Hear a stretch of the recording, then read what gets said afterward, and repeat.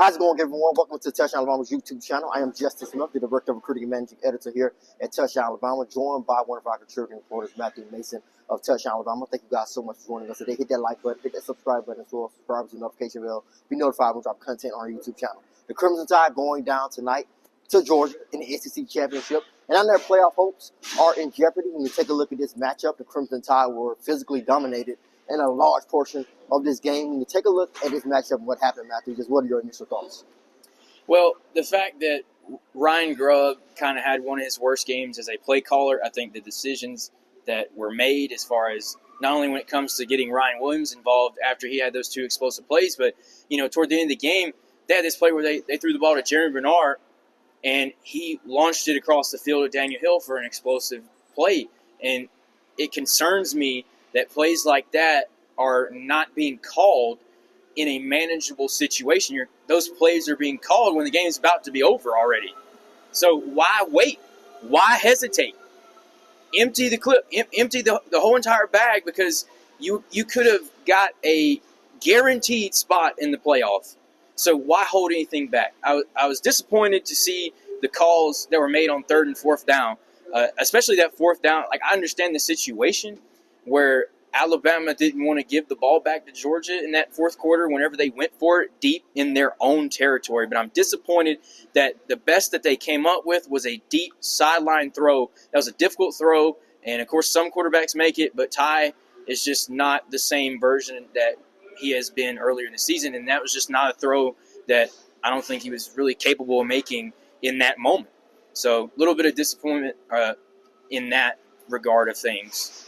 Now we turn our attention to the college football playoff. When it comes to the Crimson Tide, they came into this matchup with a 97% chance to make the playoff, according to the ESPN All-State Playoff Predictor. When Alabama moved up one spot, jumping Notre Dame in the college football playoff rankings, you almost thought, or the immediate thought that came to my mind was that the Crimson Tide have some wiggle room to lose in the SEC Championship game, and most likely have to lose close, 3 points, 7 points in the final seconds. But of course, Alabama, basically, you could almost say they got blown out outside of the scoreboard. You could almost say the scoreboard looks a little bit closer than the game actually was, because you can make an argument that they were dominated at points in this matchup. When you take a look at this landscape, when you take a look at the college football playoff rankings, all they have to consider, Alabama making the conference championship but ultimately losing. What are your thoughts about where Alabama stands now when it comes to this whole college football playoff situation? Well, they can only get the 10th seed, which is the last at-large bid that you could get. And then the debate would be between them or Miami or BYU or even a long shot, talking about Texas or maybe even Vanderbilt. Those are long shots. But the way that they played today, it doesn't scream playoff team. It just does not. I mean, we've already kind of talked a lot about the poor performance from Ty Simpson, the poor play calling from Ryan Grubb, the decision making, and as far as handling your talent at wide receiver. Another thing DeBoer mentioned that got under my skin a little bit is how he talked about he loves putting the two tight end sets on the field. And it's like, you haven't been able to run the ball all year, so if you know that you're going to need to be throwing the ball more often, why do you keep sending out those sets? Because you can't run when you do send them out. You finish the game with negative rushing yards. So ought to just keep your best skill players in.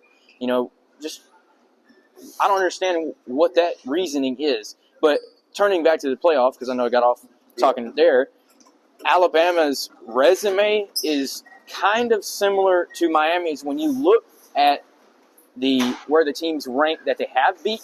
So obviously they beat Georgia, and Georgia's fixing to be a first-round bye. And then they beat Vanderbilt, who they're ranked and have a slight chance to get in the playoff. I don't think they will get in it. But you look at Tennessee and Missouri, those were ranked wins, and then they fell off. They are no longer ranked. Yeah. Same thing on the Miami side when you look at them as far as Notre Dame being their best win, and Notre Dame is probably going to be ranked above Alabama. They beat a ranked Florida State, which they fell off the face of the earth.